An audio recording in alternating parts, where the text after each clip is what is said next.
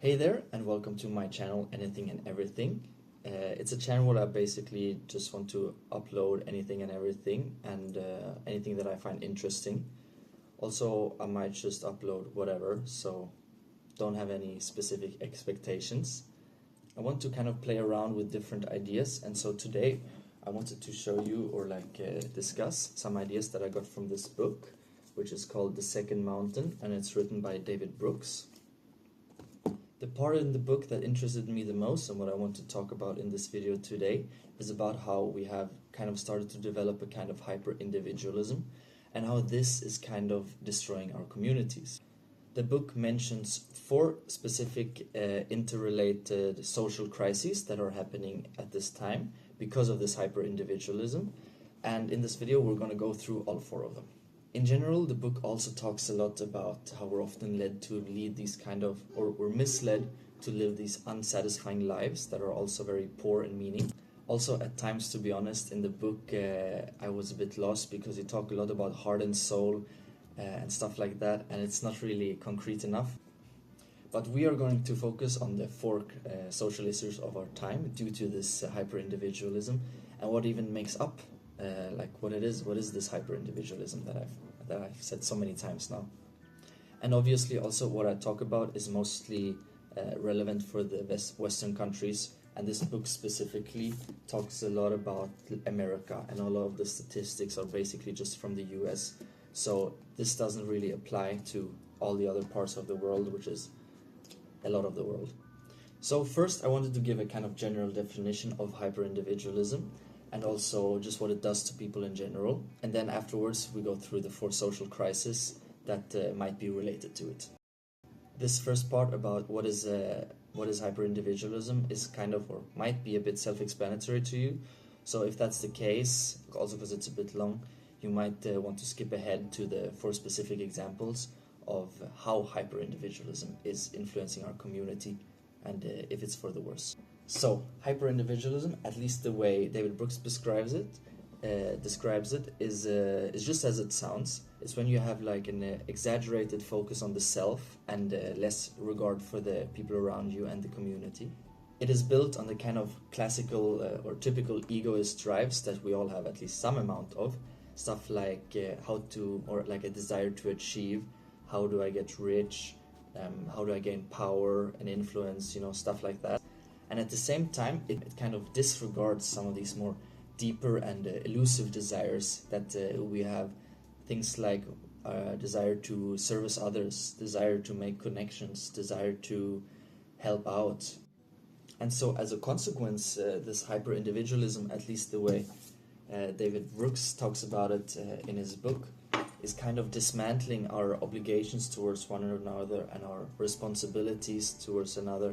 And he describes this by kind of comparing to the traditional community, that the neighborhood, the traditional neighborhood, where if someone needed help with anything, the neighbors would come running. Like if something is on fire, everyone comes running with a bucket, And nowadays, the neighbors might kind of just mind their own business, and they don't feel the same responsibilities, and it's also, to be fair to them, not expected of them as much anymore to come and help out and be of any service.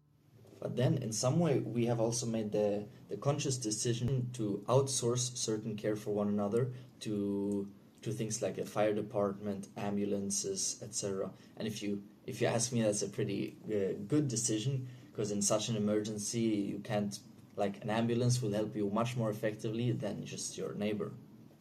However, we have slowly kind of reached a point where people are scared, or they fear the day that, oh no, a neighbor might actually knock on the door and want some help.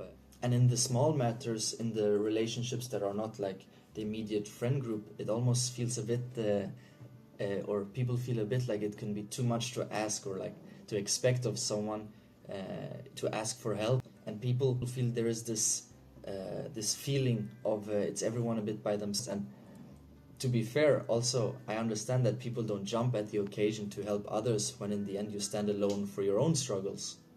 Furthermore, Brooks also brings up that we've become so used to comfort and to things being without friction that we are becoming scared of interactions. And kind of by definition, forming new relationships, you need a certain level of friction when you don't know the other person that you're talking to. So consequently, we are slowly getting worse at forming new relationships. And so what is the result or end result of all of this? Well, in the end, this hyper-individualism forms a kind of self-interested, isolated monad that in the end isn't really happy and doesn't have a lot of meaning in their life, and they don't even know what is missing. It also tends to make everything a bit conditional, in a way that everything is judged based off if it's a profitable exchange or not. This also leads to people being extra sensitive to judgments of other people and are quicker to take offense. Like when you walk past a bus stop with a group of people and they all start laughing, and for some reason your brain makes the ridiculous conclusion that they're laughing about you. But this kind of stuff will be more likely to happen if you believe that the love or the appreciation of others is conditional, and there's this constant comparison between people to reach some kind of top. Also, now I have to admit, the way I talk about this hyper-individualism and everything makes it sound very exaggerated, and I think it is a bit exaggerated because we don't live in some kind of individualistic, toxic Hunger Games society where it's everyone for themselves and all this. I just try to say the stuff like this because it's the easiest way to make clear what is hyper-individualism and what is David Brooks talking about in this book. And I think it's the easiest to recognize if you look at the extreme scenario. And of course, this hyper-individualism will affect people differently. We're not all the same. And one of the type of people that it can create, that Brooks gives as an example, is these kind of people that live just an aesthetic life. So what is this aesthetic life? Well, it's when people kind of just live for the experiences, and it's kind of living in the moment over and over and over again. And for sure, this is gonna generate a lot of really nice memories and a lot of nice experiences and moments, but it doesn't, this like series of events doesn't accumulate into anything, and it doesn't really provide this any long-term meaning or purpose for that matter. And in a way, when you don't have something over the long term that accumulates into some sort of purpose or meaning, it can lead to a kind of unsatisfying life in the end.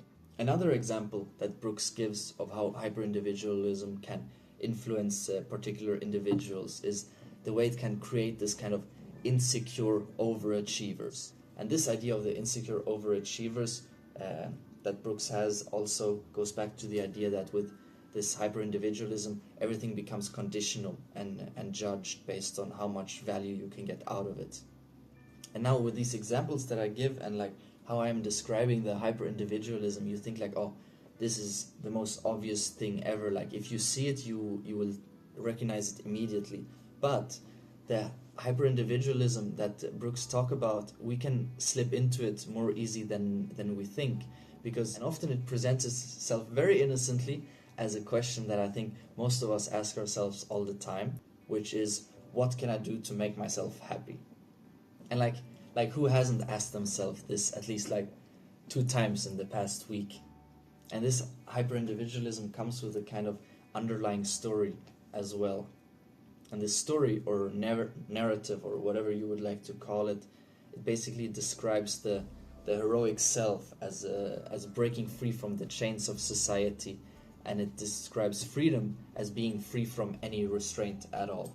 So first, when I was reading this, and Brooks gave this example of this underlying story of the hyper-individualism, I kind of agree with the story. I mean, I like the idea of breaking free from any chains that society might put on you, and freedom is absence of restraint. It sounded good to me. I mean, I prefer to be without any restraint and not to be chained down by society in any particular way, to be honest. And for me personally, individual freedom is something very important, and I think most people really value this individual freedom. And so it was very interesting. It was very interesting for me to see this perspective of how, under the promise of individual freedom, we might actually slip into this kind of hyper-individualism that is harming our community. And overall, I didn't quite agree with this underlying vibe in the book that freedom or personal freedom is overrated and we need to have moral commitments and stuff like that. Mostly because I think I'm a bit worried about where this line of thought can end up going, and I didn't really agree with that. I feel freedom definitely needs to remain untouched while we solve the problems that we have in our society.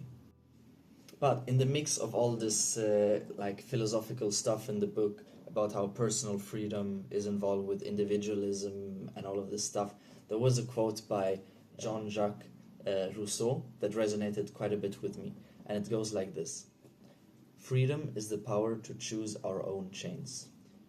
And so for this quote, or at least the way I interpret it, which might be completely wrong, is that freedom is not necessarily when you are completely free of any restraint and you let your desires run completely wild.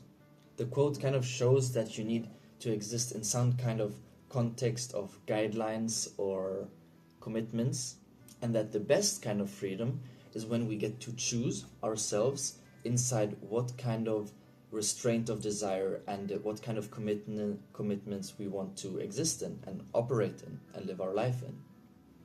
Like, imagine someone that wakes up and every second of every moment decides to do exactly what they desire the most in that very moment. First of all, most of the time it wouldn't even be possible to do exactly what you want in that moment. And I think even if you would find such a person and you ask them if they feel free, they probably wouldn't even consider themselves that free. Because if you think about it, they are kind of governed completely by their desires if they don't have at least a minimal amount of restraint, and if they don't have at least some kind of commitments that give them a direction in life.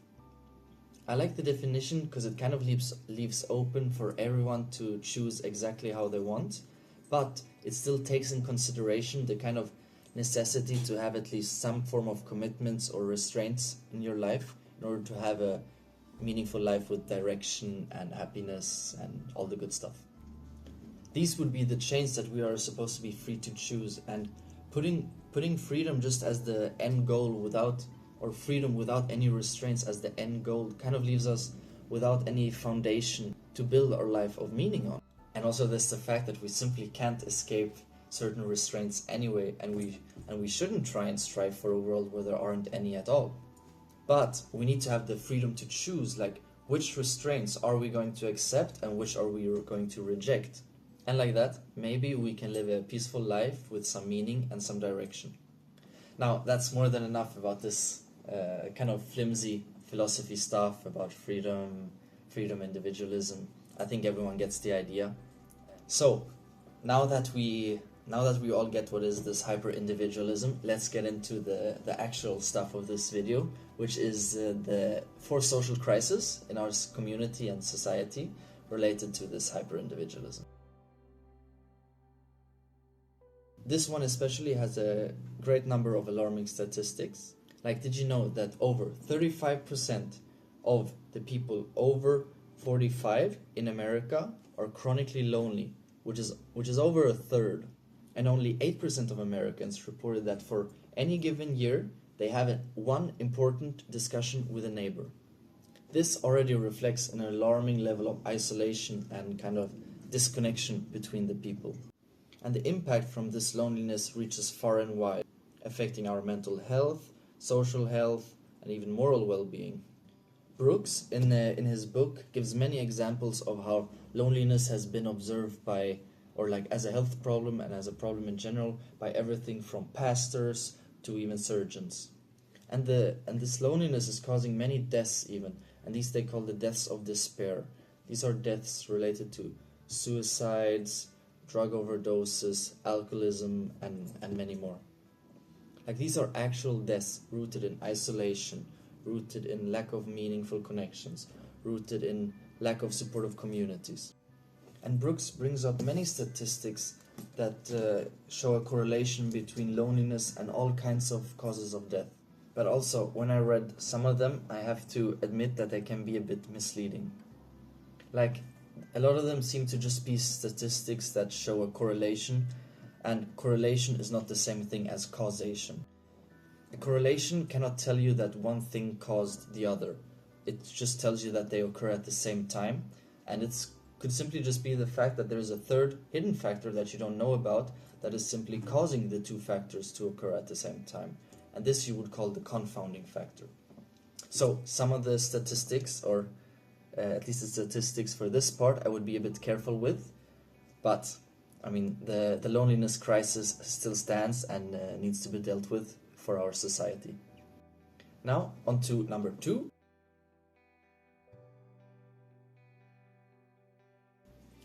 Brooks describes this as a kind of sentiment of alienation, and he also brings up that there are some valid reasons for it. In the past, there was kind of a belief that self-sacrifice was meaningful and that it would lead to reciprocal benefits in the end. However, nowadays, many people believe that if you give, other people will take advantage without ever giving back, and to be honest, they might be right. And this also leaves people feeling detached and a bit disconnected, and you don't trust the other people as much. Especially public institutions. I think it's especially true for institutions. People trust less and less and less. And the statistics seems to back this up as well when you compare the 1950s and people today. In the 1950s, 75% of Americans believed that the government would do the right thing, at least in most of the time. Now this number has dropped to 25%. And 60% of the people in 1950 believed that their neighbors were trustworthy. Now this number is 32%, and for the millennials, this is a meager 18%.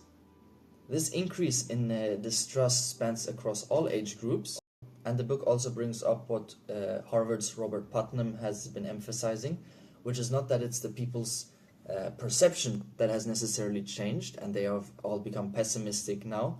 It's simply that the people have genuinely become less trustworthy. And then there is the problem of distrust, that it has a vicious cycle. Like, distrust will generate more distrust, leaving people to feel isolated and lonely. And in the book there is a quote by George Eliot that I think captures beautifully how distrust impacts our lives, and it goes like this: what loneliness is more lonely than distrust? After all, if you cannot trust anyone, you're left only to rely on yourself. And I don't really know how, but I think it would be good if we can find a way to restore a bit the belief that self-sacrifice and doing stuff for other people is a meaningful endeavor. But also, on the other hand, of course, you cannot expect anyone to do this or do such a self-sacrifice when they have no opportunity of getting anything back. On to then number 3.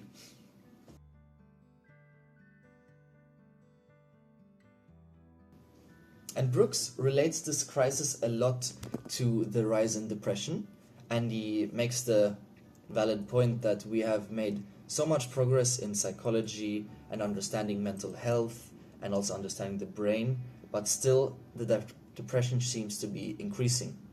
And I'm sorry if the statistics are a bit tiring, but I'm going to throw some more statistics at you just the way that David Brooks threw them at me. So in 2012, 5.9% of young people suffered from severe depression, and by 2015 this number had risen to 8.2%. And while this is like a really complex issue with a lot of different factors, one seems to be the kind of general loss of purpose for people. Brooks says that we have stripped people of a kind of common order and have left people to define what is the meaning of life on their own. But this has left many people empty-handed and without a compelling narrative to provide guidance and meaning. And just to make it clear, I am in no way really qualified to talk about this stuff with any confidence, but I thought this was an interesting approach to the whole thing, and I think there might be some truth to it. Nonetheless, it seems pretty reasonable if we were to address this crisis of meaning and realize the importance of providing people with a purpose. Just merely existing is clearly not enough. And now we reach number 4, which is actually my favorite, which sounds a bit weird because we're talking about social crisis of our time, but nonetheless, number 4, tribalism.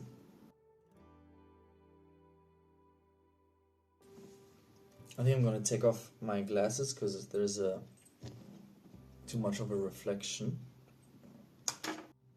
Tribalism differs from the other 3 social crises since it's not really a direct consequence of hyper-individualism. It's actually more of a counter-reaction against it. And so, when people are left feeling isolated and exposed by this individualism, they revert to the opposite.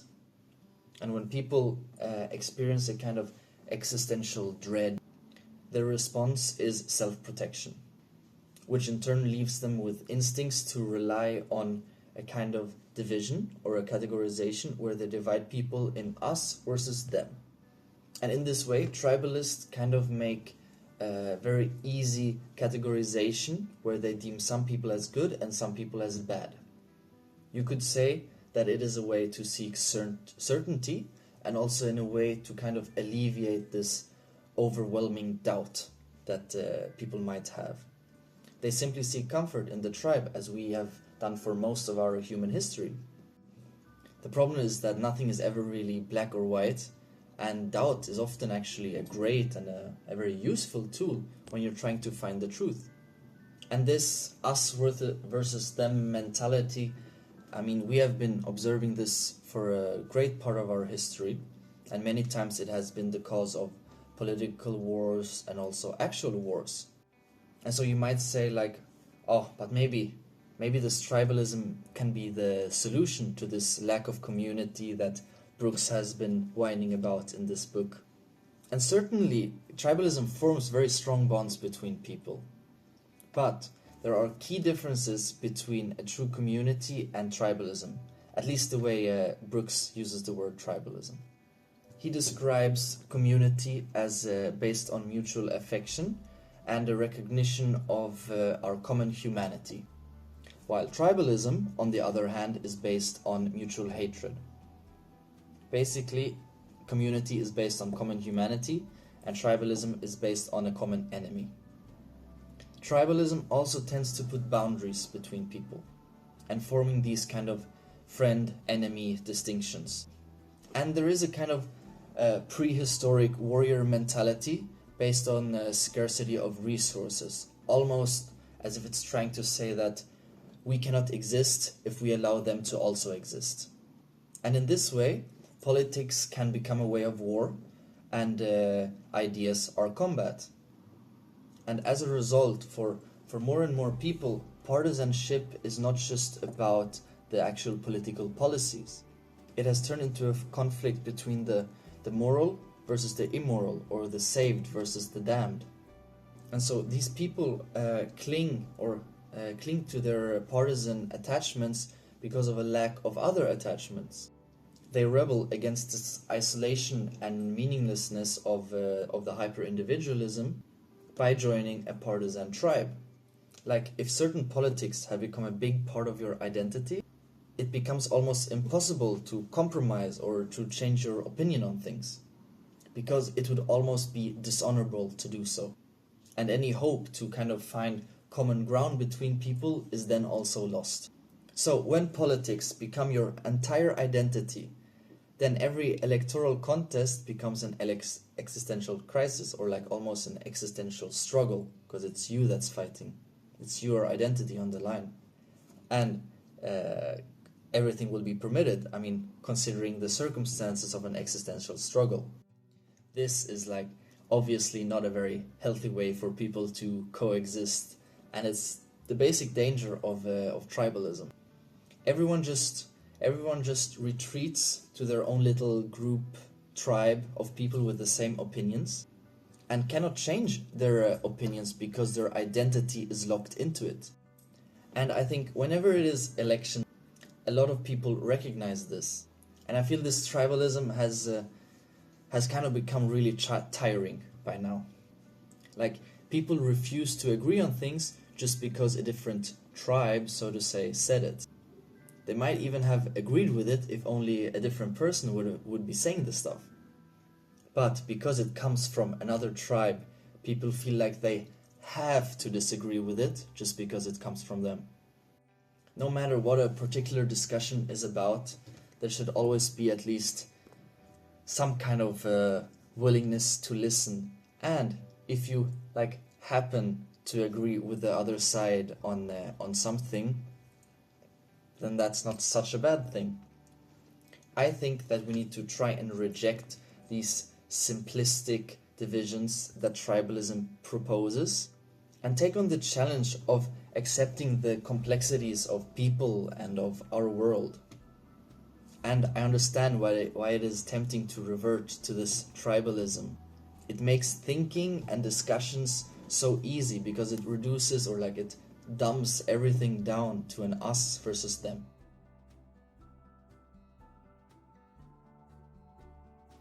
Before reading the book, I kind of always saw the traditional community as a kind of bad thing, where all the neighbors, they know all your private stuff and they know everything about you, and there is this kind of judging pressure that you cannot really escape. This is the idea that I had of the traditional community. And I saw it as a kind of manifestation of collectivism. And on the other hand, I always saw individual freedom as individualism. And after reading this book, I realized again that like many times or like many other things in life, the best way forward is kind of through the middle. And this middle pathway is always as far as possible from both of the extremes. While hyper-individualism detaches people from all deeper connections, collectivism destroys the individual within a group and sees the groups as like a faceless herd. The middle way between hyper-individualism and collectivism, Brooks in the book calls relationism.